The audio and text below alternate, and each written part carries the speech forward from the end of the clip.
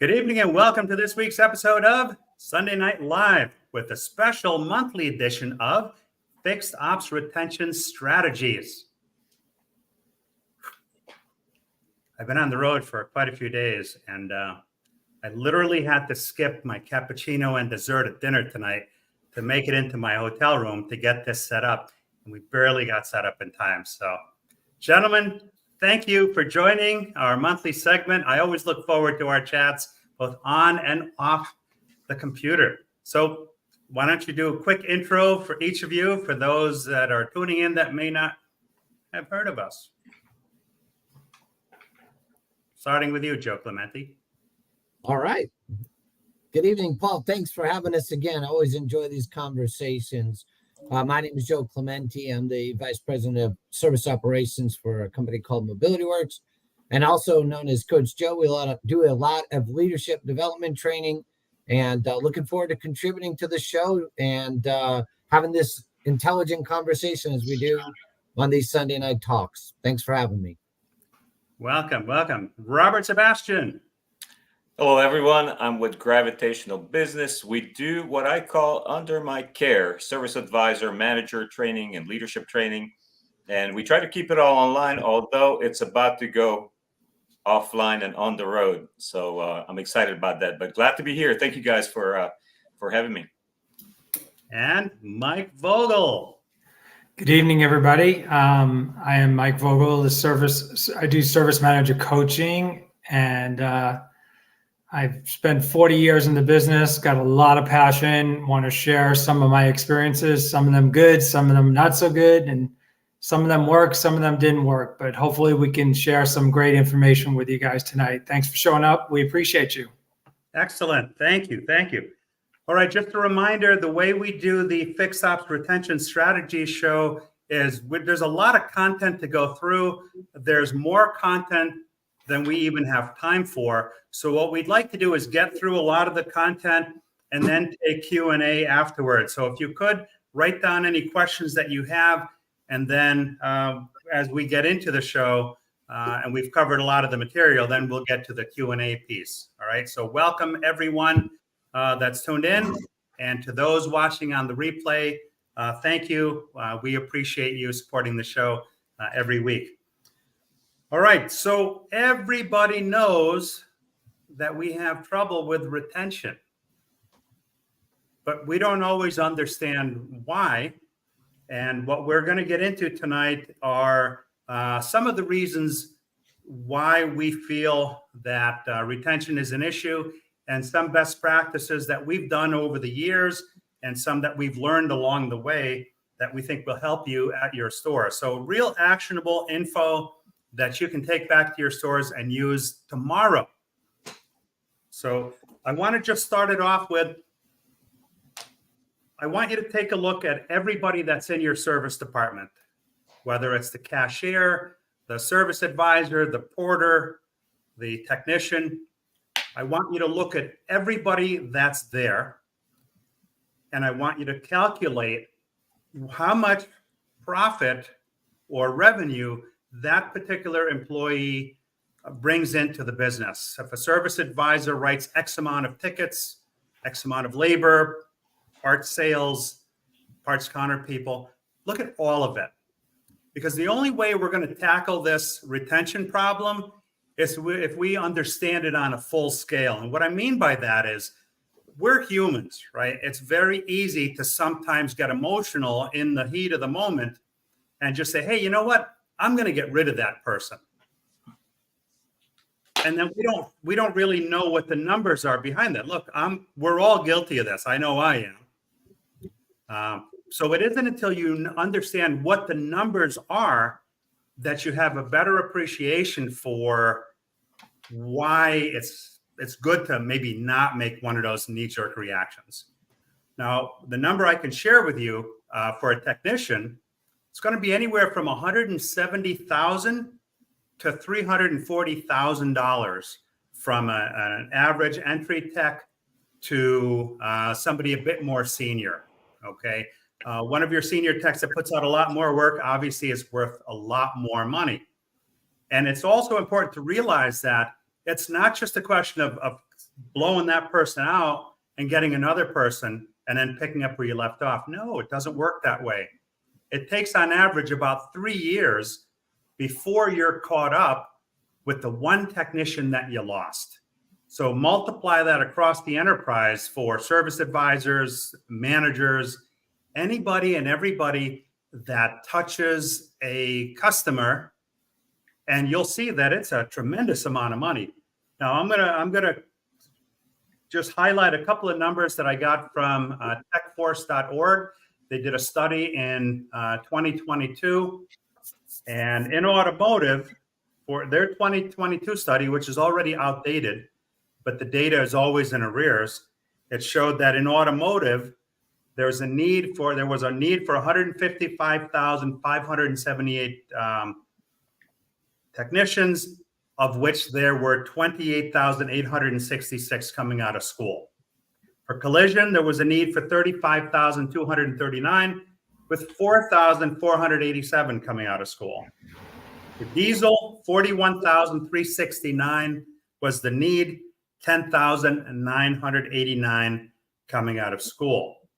So it's a tremendous shortage that we have. So it's very important that we focus on all the numbers. All right. So, Mike, starting with you, what do you think are some of the top reasons why people leave?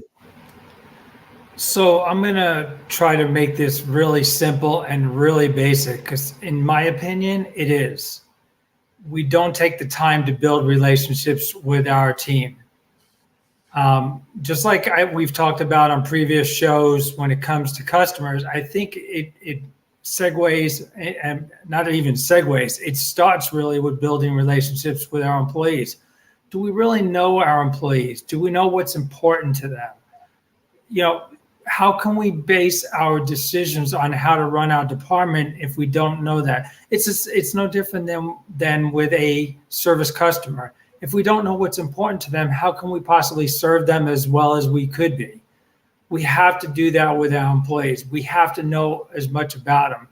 Real quick story.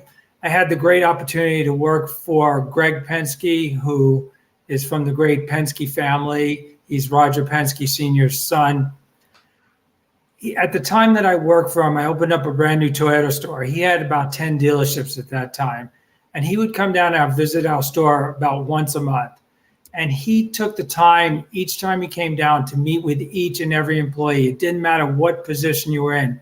You didn't have to be a manager. You didn't have to be a salesperson, a technician, a porter. It doesn't matter. And he remembered everything. He remembered when somebody's parent was sick. He remembered when they had something happen to them at home. He just had an uncanny ability to really get to know his employees and also retain that information and follow up and help them down the pathway. Now, did he have to do that at that high level executive position? Of course not, but he did it because he realized how important it is.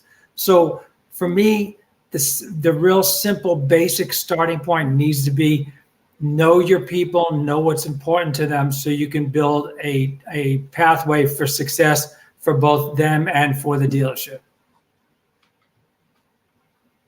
Absolutely. I mean, that means so much to the employee.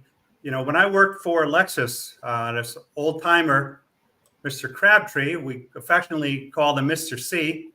He would shuffle into the dealership daily, and he just had to be connected. But this guy made sure, I don't know if he did it with everybody, but I know the people, at least in my section of the building, as he walked through, he always stopped. He made conversation. He asked questions, how we're doing, how's the family, all that stuff, just like the Penskes. And that's why they run, you know, he ran a successful organization when he was alive. And the Penske organization, nobody will argue that that's one of the top organizations to work for. Well, and then it kind of circles back real quickly to the fact of, do we put the numbers ahead of the experience, or do we put the experience first and let the numbers follow? Those that chase the numbers first, are always struggling. They're probably the ones that suffer the most as far as employee turnover. Yeah. What do you think, Robert?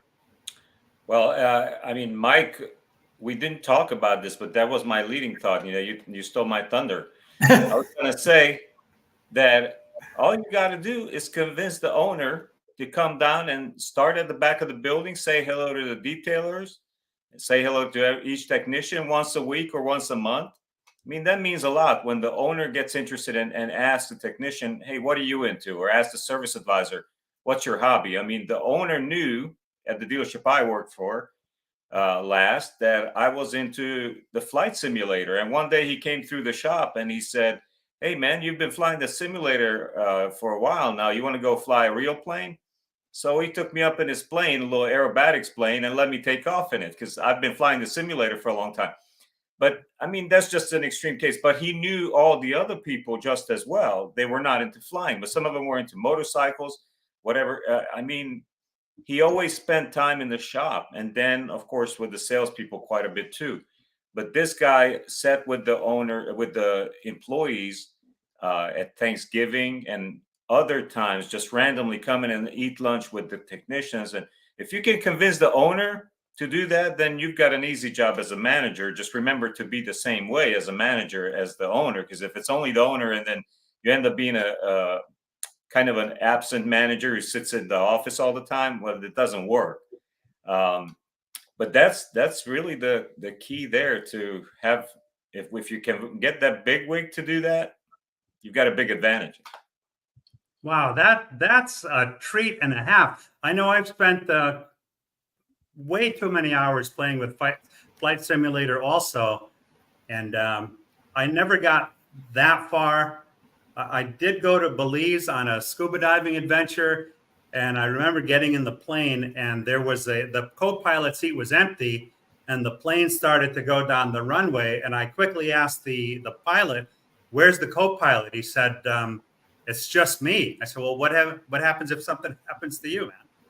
He said, "Well, then the plane goes down." I said, "Oh, no." So I jumped in the front seat just in case, but they'd have to walk me through on the radio how to land that sucker, because 60 knots and pull back on the throttle, on the joystick is one thing, but the whole landing piece is another. So I envy you, man. I would have loved to have had that experience.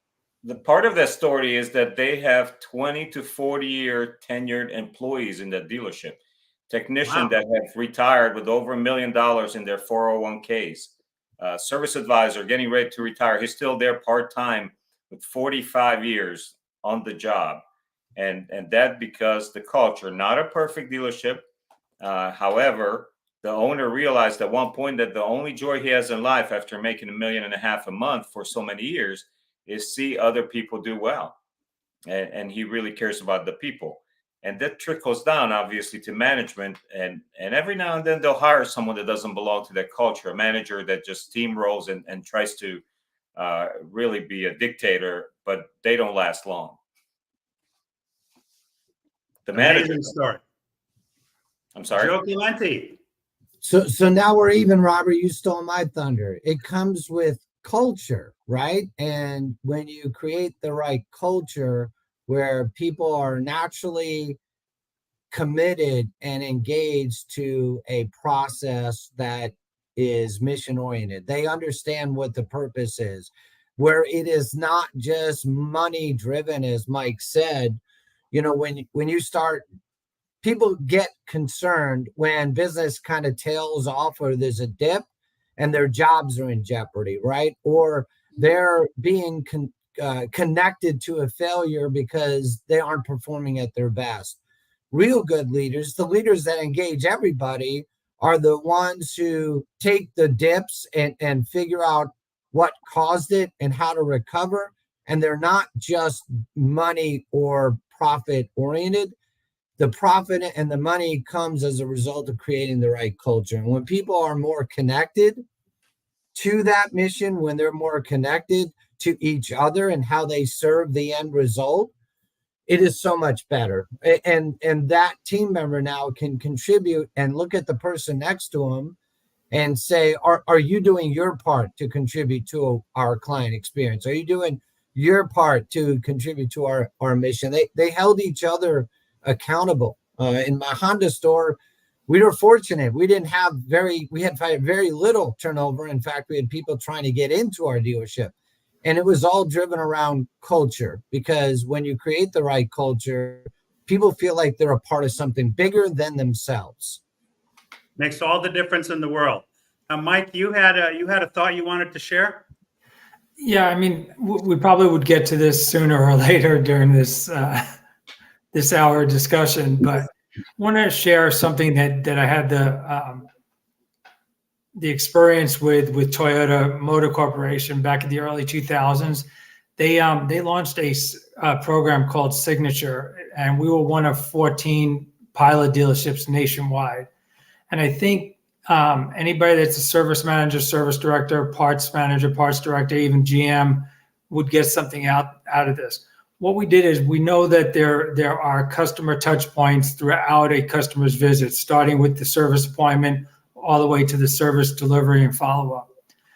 Instead of the service manager always having to come up with the processes on how they want things done, we would put together a group, and it always had to be an odd number of people. It could be 5 people, it could be 7 people, it could be 3 people. And you pull in a technician, a service porter, service advisor, a cashier, business office person, or a salesperson, but you get different opinions in there, and you have them put together their best practice for each process. And then they present it to the management team on, this is the way we think customers should be handled on these processes, and this is why. And, you know, one of the things I think we all struggle with as managers, we think we got to rush to decisions, and sometimes we got to make decisions on our own. These are the people that deal with customers day in and day out. As a service manager, you deal with customers very rarely. Usually it's on a good visit or a bad visit, but all the in-betweens, you typically have no interaction there. So why not trust the people that are involved very closely with the customer experience, and let them tell you what they think would be the best way to handle that particular process? That makes a lot of sense, because they're on the front line. Who better to relay what the customer is experiencing than those people dealing directly with them? And then to go back to what Joe said, you get a lot better buy-in when the process is developed by the team as opposed as to the manager. Now, you could be a tough manager and just say, hey, this is the way it's going to be because I'm the service manager, and too bad. But obviously you're not going to be very successful at that, in my opinion. But if you get the team involved with the processes, and then even when the process may not work exactly like everybody thought it would, at least they'll all come back to the drawing board and help together put together a redo on the process so that it works more effectively.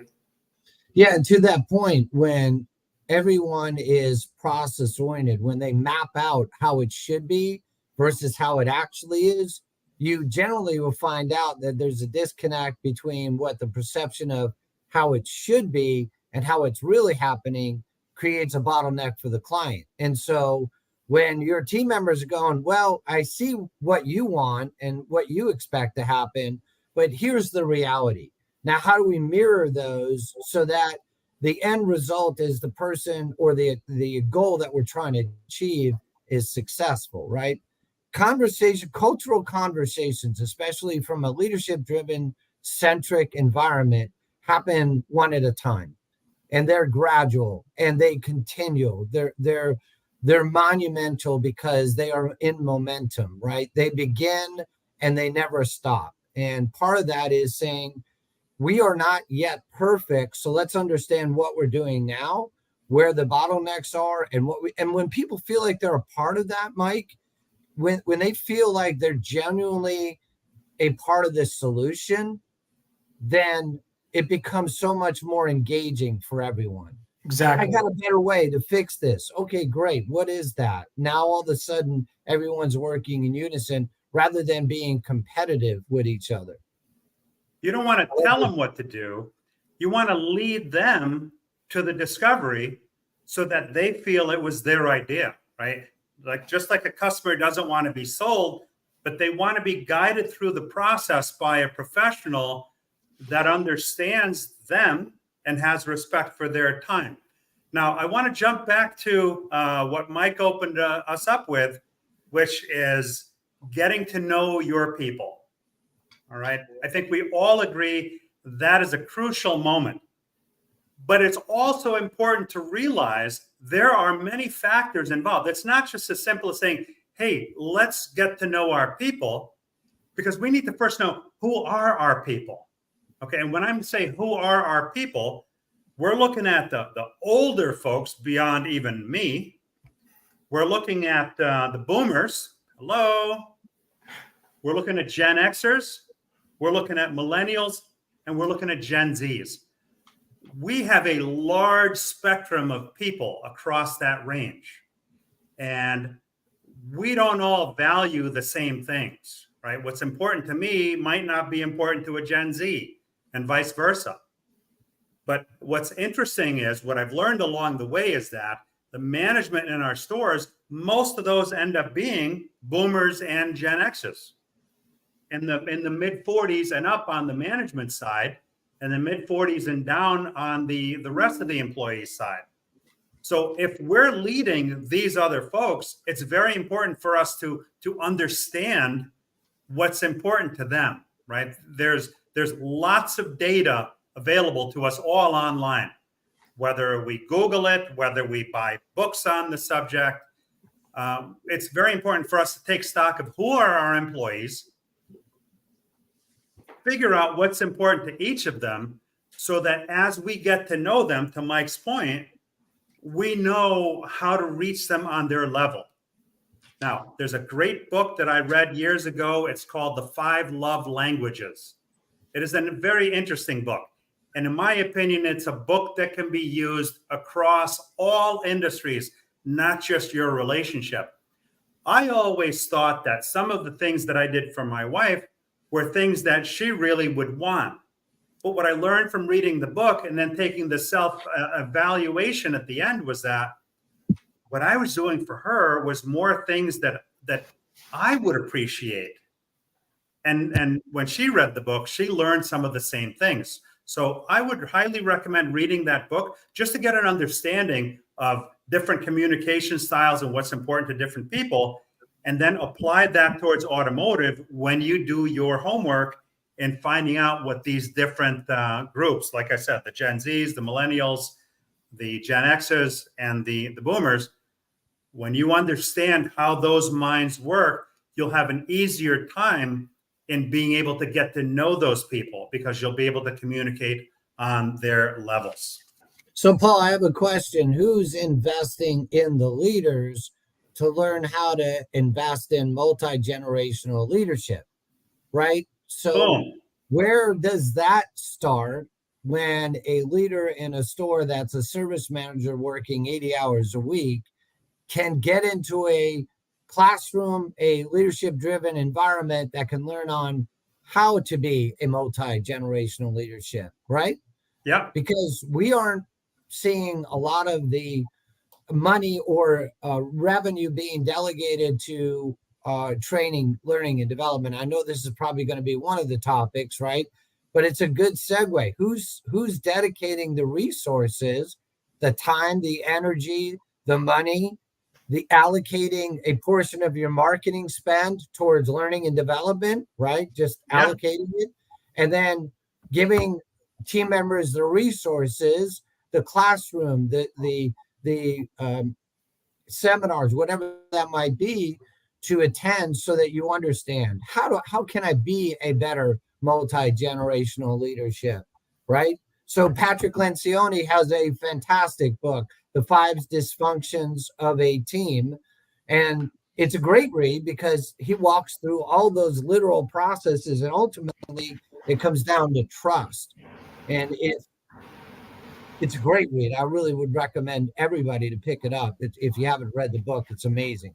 Can you put a link to that book in the comments afterwards? Yeah, absolutely. It's called The 5 Dysfunctions of a Team by Patrick Lencioni. Because I'd love to read that one myself. So Fantastic. Paul and Joe, interesting. You guys both touched on two words that we've talked about on previous shows in regards to customer retention, which is convenience and trust, which kind of segues back to, if we're not building relationships with our employees, how are we going to build relationships with our customers? I mean, we don't need to overcomplicate this situation. We just got to make it more personal. I think we're too numbers driven and task driven, and we're not enough people oriented driven. And I think that's where we kind of missed the boat. Yes, there's no question we're in business to make money. Nobody's going to ever dispute that. But how we get there is more important to me than getting there first. I agree 100%. If we get there the right way, if we're truly spending the time necessary to build up the relationships, everything else will run a lot smoother. Nothing runs perfect ever, but if we can get things running smoother down a path and we got our employees engaged, and then if our employees engaged, then that passes right down to the customer. We've got a win situation. We just got to make it happen. And Joe, you're right. The training, the allocation is so important. But what are we training on? We're still training on numbers. All you ever see is people being trained on numbers. How to drive effective labor rate, how to drive hours per RO, how to drive gross profit. I don't see anybody spending money on how to drive retaining more customers. I don't see it. Have you? Yeah, I think that's the point, right? That we can hire experts, and there are a lot of brilliant people out there to teach us the fundamentals of business, right? How to do those elemental things. That's very, very important.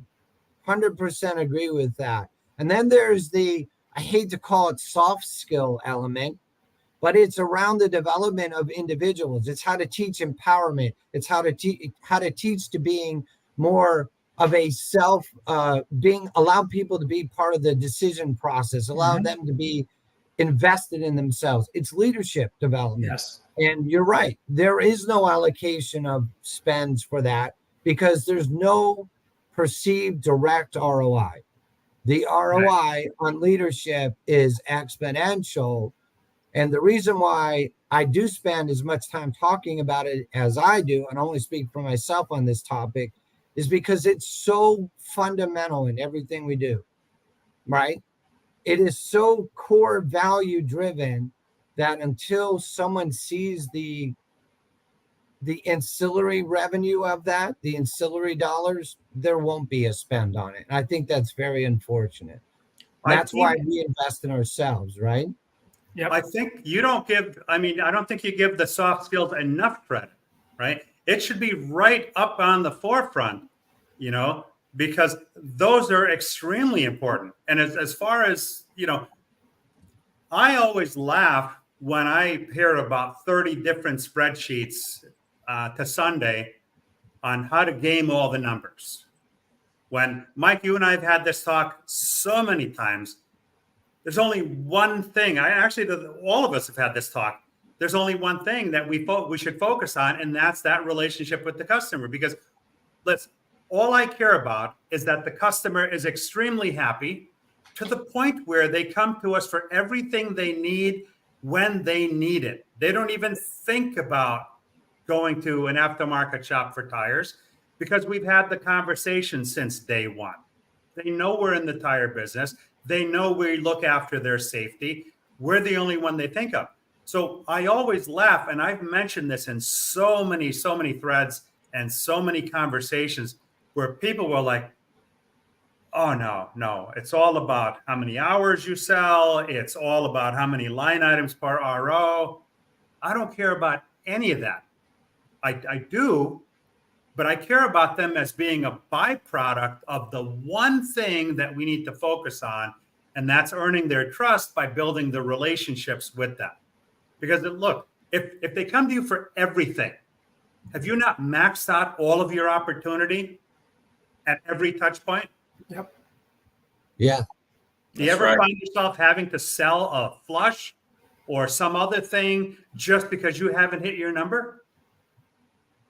You won't have to do that.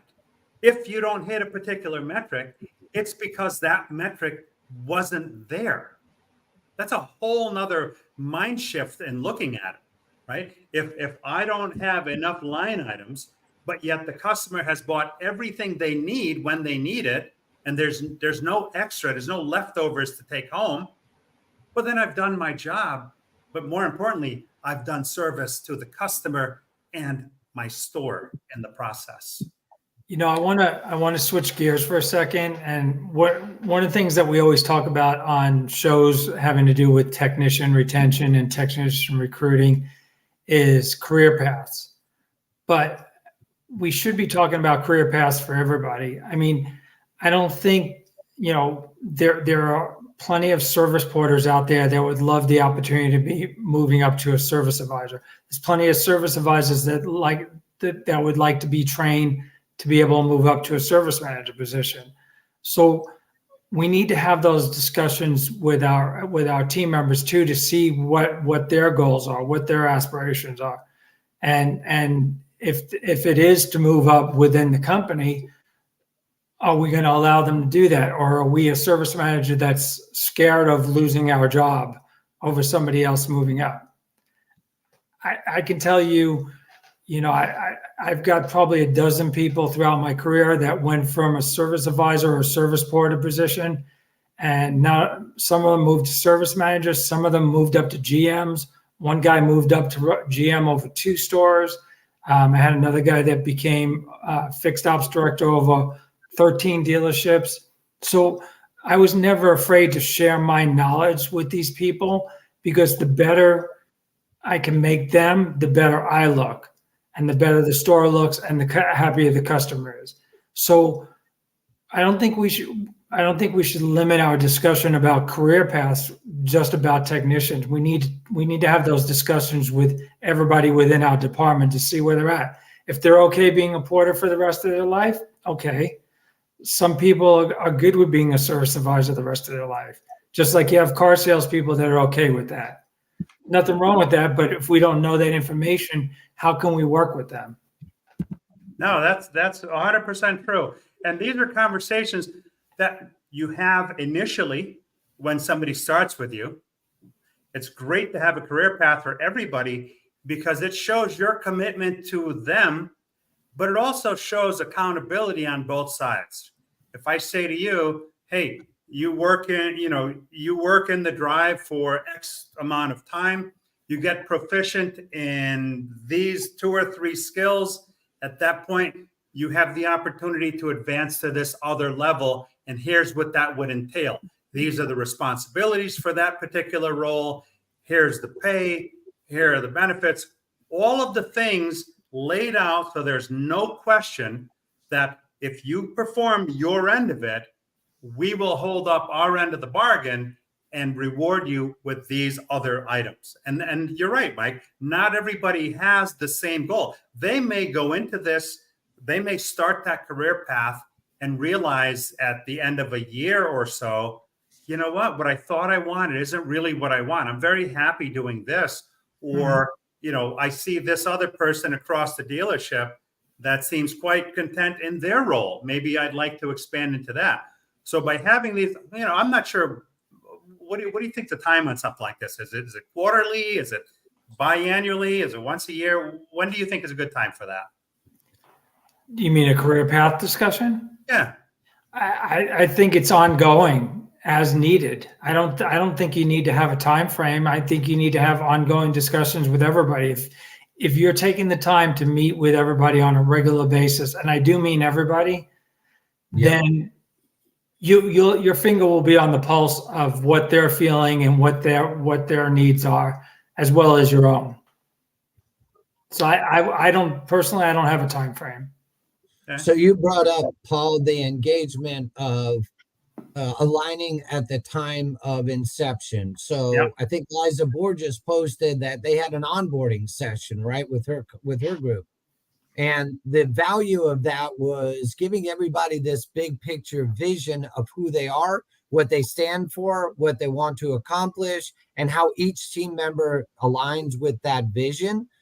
Part of that onboarding process, and again, I guess we would ask everybody in the audience, are you active in your onboarding process? Do you really have well, Mike's the most skilled and Paul's the most skilled, let's put him in the role and let him run? Or do you have a true learning and development onboarding process with a vision for what is your career path? Where do you want to go next, Paul?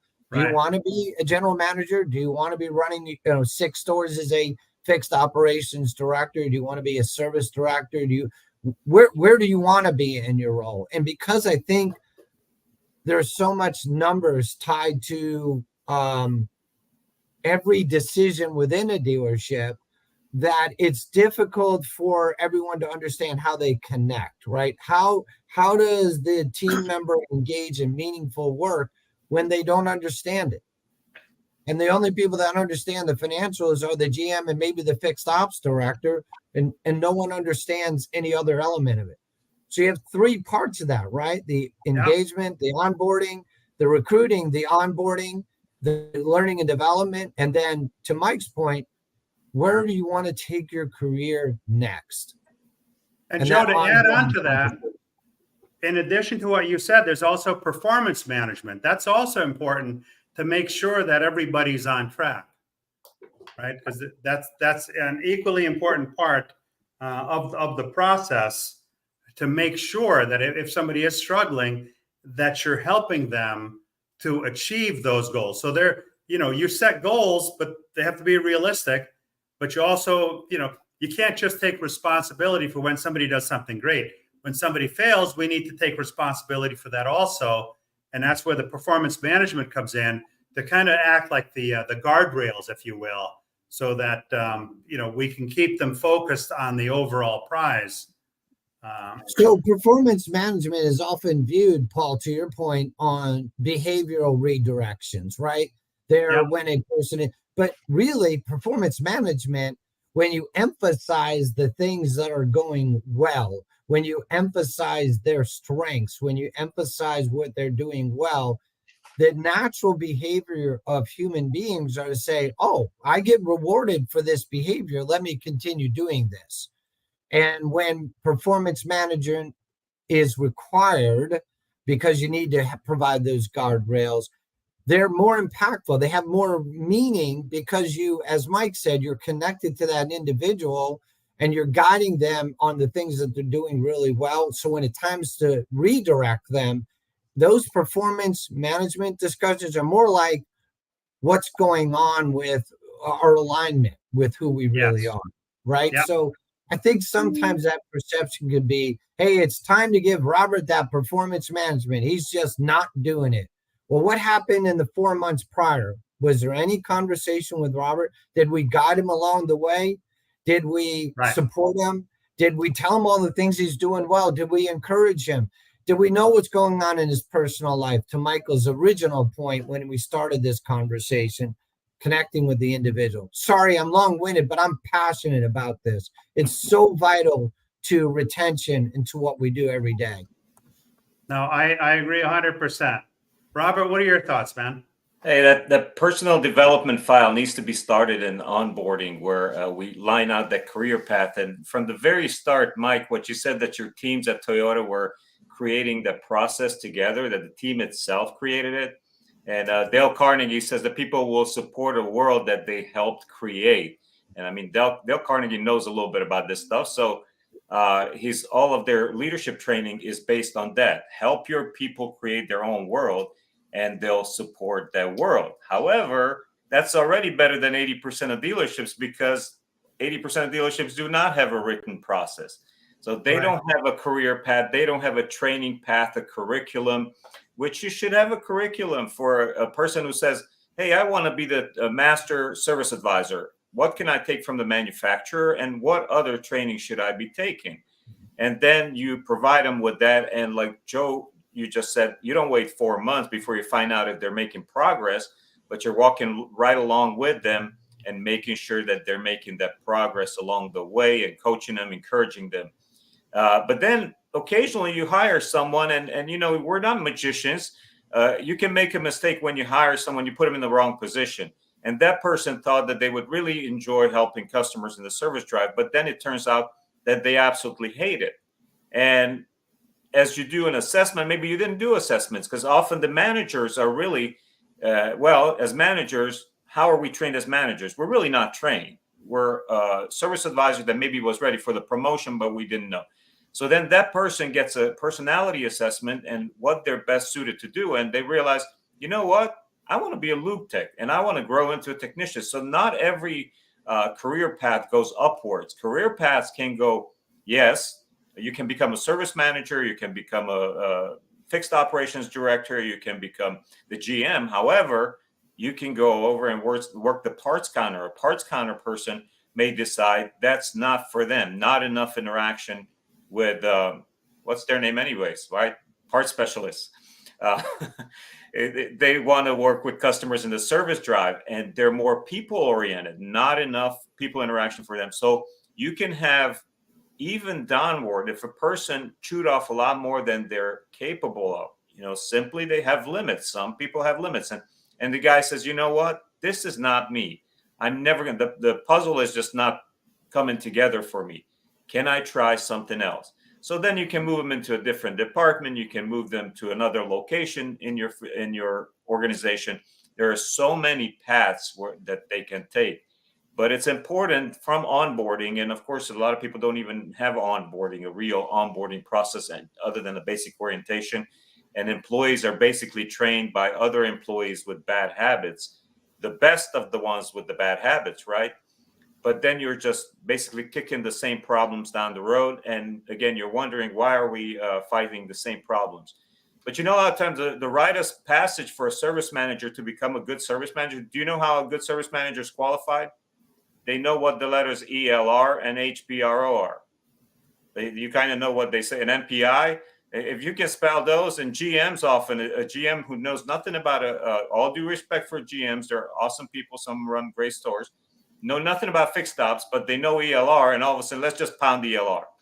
So how do you lose a good employee? Hold them to some fake metrics.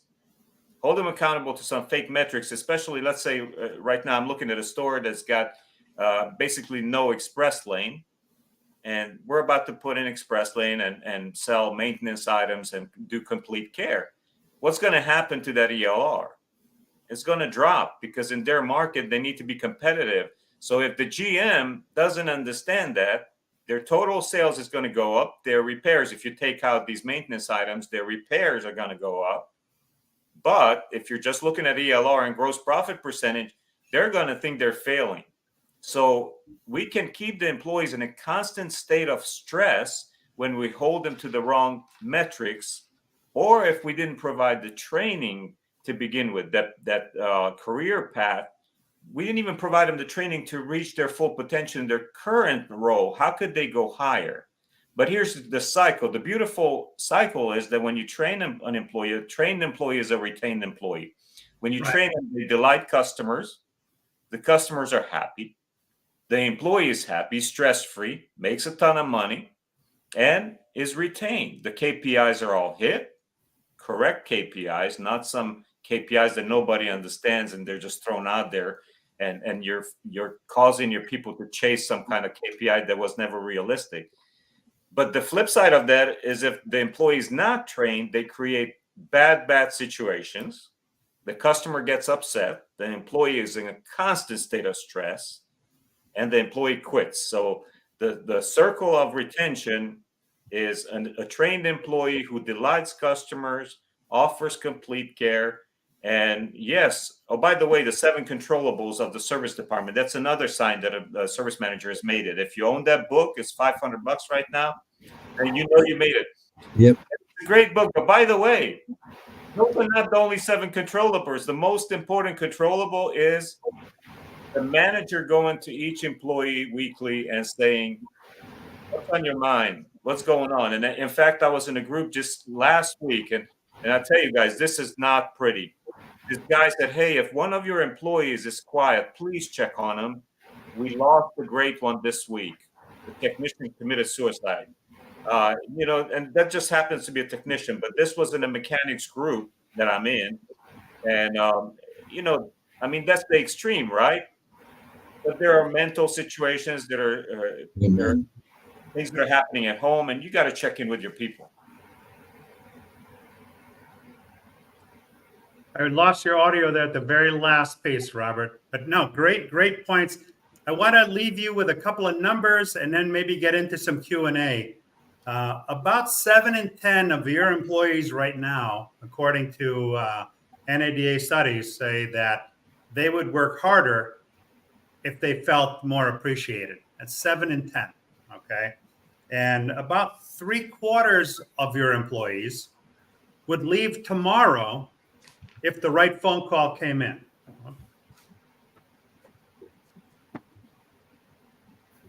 I'm in a hotel, so I have a portable green screen that you have to be very careful how you move the seat. So yeah, 3/4 of your employees would leave tomorrow if the right phone call came in. So that's huge. All right, let's go through. Let's see if we have some Hey, questions. Paul, real quick. Yeah. I'd like to leave the audience with one word: listen. Listen to your team. Listen to your employees, just like you would expect people to listen to you, like your superiors, whoever you have to answer to. If you're not listening, you're not learning. And my first service manager, actually my second service manager I ever worked for when I was a service advisor, if I went in to try to talk to him, he would basically curse at me and throw me out of his office for no reason, really, just because he used to drink a little and he was an angry guy, and that's the way he treated me. Thank goodness I didn't decide to manage like him when I got the opportunity. But listen to your people. They'll tell you everything. It's just like the customer will tell you everything you need to close them. Your people will tell you everything they need to stay happy in their roles. All right, what questions do we have?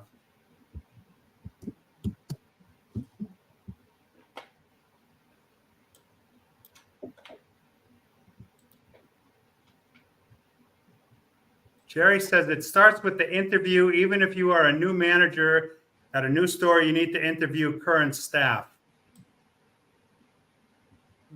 Let's see.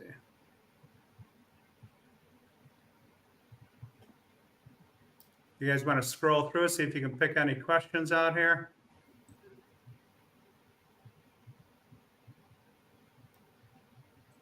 Sergio says, how great would it be if dealers empower every one of their employees to take care of them?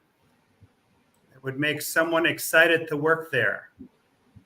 Regarding the earlier comment about training, Dale Carnegie is one excellent source for communication training for management.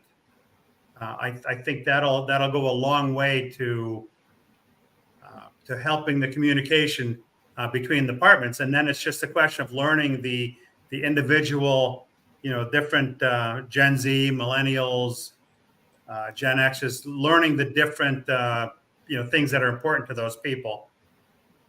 Paul, somewhere in the thread it was brought up. I thought it was a good point, saying just like with the technicians, with anybody that's on your team, whatever you talk about, whether it's during the hiring or maybe it's a review process, whatever you commit to, make sure you follow through on and do it, because the worst thing you can possibly do is make a commitment or a promise to somebody and then not follow through.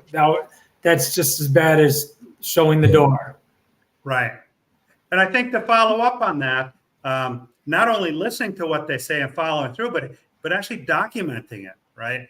And having both the manager and the employee sign off on it, give them a copy of it.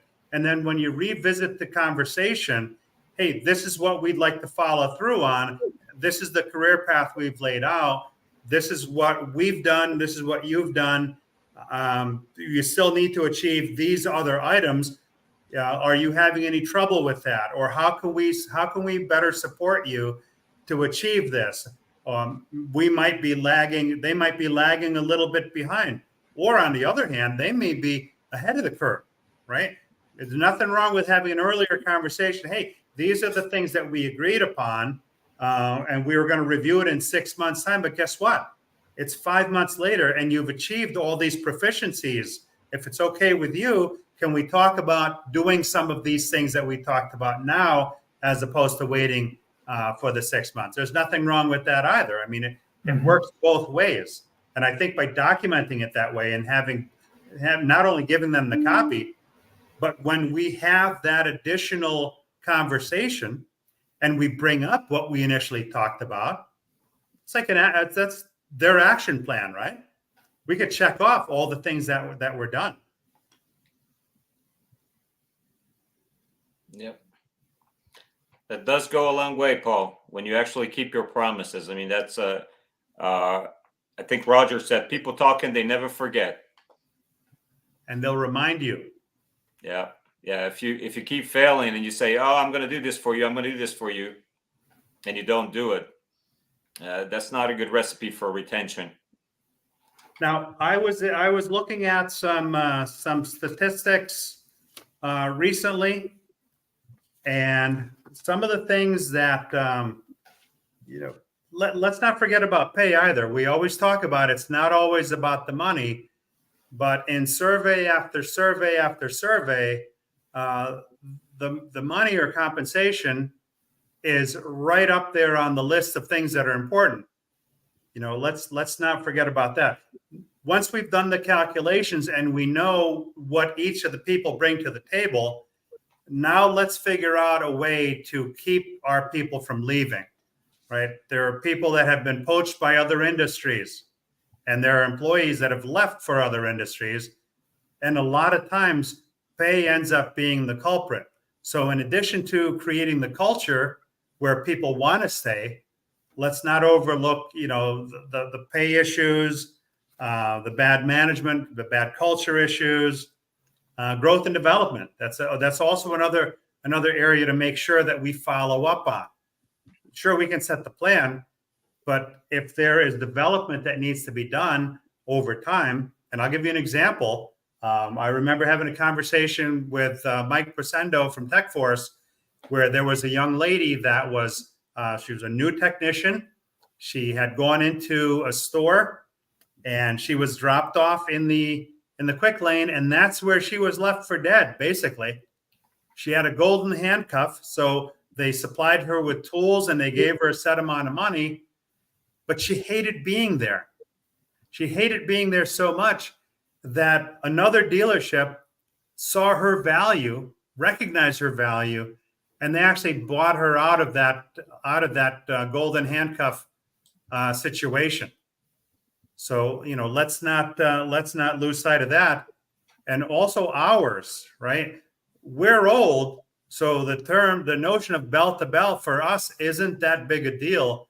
But for a lot of the new folks coming into the business today, Yes. They're not looking for bell to bell. They want to come in at a set time. They want to do their job, and they want to leave when it's time to go home. And they may not necessarily want to talk to you until the next time they're scheduled to come back to work. Let's see. David Lucas says, I'm in sales and I have a great working relationship with my service department. I hear a lot of dealerships that they keep to themselves. What do you advise them about working together, as it's really important? Oh, man, I love this one. Oh, that's a great topic.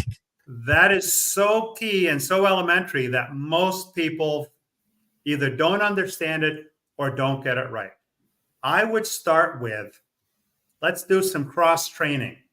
Okay. And what I mean by that is, for you to understand, for you to have a better relationship with the service department working in sales and vice versa, I need to know as a salesperson, what does that service advisor's day look like? What are some of the struggles? As a salesperson looking at the service department, they have a really cool job. They just hang out at the desk all day and they talk to customers and they get paid. It's great. They've got guaranteed customers coming in on the sales end. If nobody comes in, I don't sell a car. If I don't sell a car, I don't make any money. But it couldn't be further from the truth. Having spent a large portion of my life in service departments, I can tell you their life is not peaches and cream. If you learn and work side by side with a service advisor for a week. I'm not saying do it for a month, but I'm definitely not saying do it for a day. Do it for a week. See the struggle that they go through. And the same thing with the service people. Shadow a salesperson and see the level of frustration when you spend hours with customers. And just before you're ready to pop the question, oh, I can't believe it's gotten this late already. Listen, we really appreciate your time, David. I promise you, if I'm going to buy a car, I'm going to buy it from you. And if you want to give me your best price, I'm going to go now. So cross training, that's the feeling on it. What do you guys think? I'm going to add a real actual story. Okay. Universal City Nissan at the time when I was there, #1 Nissan store in the country in Los Angeles. One of the sales desk managers was bitching to the GM and the owner saying, those guys back in service, they suck. They have a cakewalk back there. I can't believe what. So the GM says, okay, his name was Chris, the sales manager. He says, Chris, tomorrow morning, you report to Mike Vogel's office. You're the service manager. Mike, you're going to come in at 10 o'clock and you're going to be a sales manager at the desk. Okay. So he comes in at 7 in the morning to open up like I used to. I come in at 10. By the time lunchtime hit around, he threw up his hands. I surrender. Get me out of here, please. I will never say anything bad about the service department ever again. And I'm sure you can say the same thing about the flip-flop it. I'm not bagging on sales by any means, but it was hysterical. Yeah, by the same token, the service manager come 8:45 would be, wait a minute, I'm supposed to be out of here 4 hours ago. Right. Right or wrong? Yeah. See, that's a retention thing too. If you have a out of control sales department, and again, I sold for 4.5 years, David. So I love salespeople. But if salespeople keep telling their customers, "Oh yeah, just come on in," they'll put those whatever, the roof rack, they'll install your accessories, right?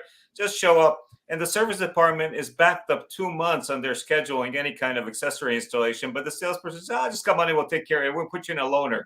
But the loaner doesn't help because they don't have capacity for 3 weeks if they're short 2 techs.